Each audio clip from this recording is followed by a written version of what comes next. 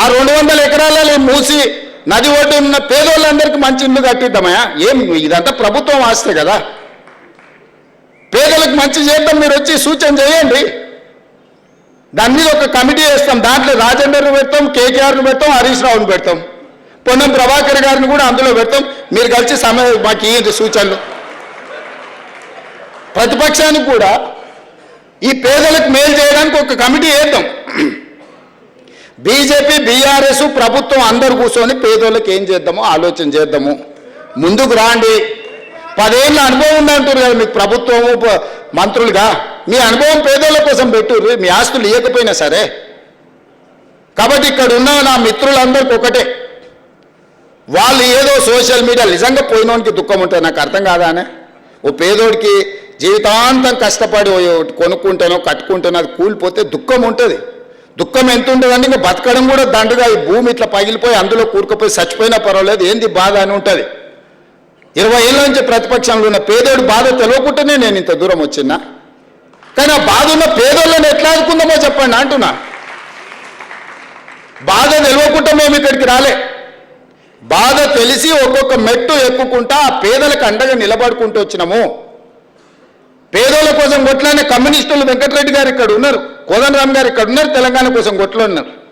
వీళ్ళందరినీ కూర్చోబెట్టి మాట్లాడదాం రండి. ఏ ప్రణాళికతో ముందుకు పోదామో, బాగు చేద్దామో, మన నగరాన్ని బాగు చేసుకుందామో మీరు చెప్పండి.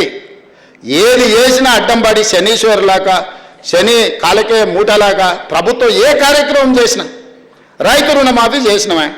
25 రోజుల్లో 18,000 కోట్ల రూపాయలు 22,22,663 మంది రైతులకు 2 లక్షల అప్పున్న ప్రతి రైతుకు మాఫీ చేసిన నేను. దాన్ని సంపూర్ణంగా బట్టి విక్రమార్క గారు సహకరించిన అన్ని దిక్కులో ఉన్న రూపాయి బిగబట్టి 18,000 కోట్ల రూపాయలు వాళ్ళ ఖాతాలు వేసినాం. 2 లక్షల పైన ఉన్న వాళ్ళకి ఆ పైన మీరు కడితే మిగతా ఇస్తామని చెప్పినాం. రైతు రుణమాఫీ జరగలేదని ఇలా దిక్కుమాల దీక్ష పెట్టిండు. ఇక ఏమనాలి చెప్పు. 10 ఏళ్ళల్లో మీరు ₹1,00,000 రుణమాఫీ చేస్తామని ఎప్పుడు చేయలే.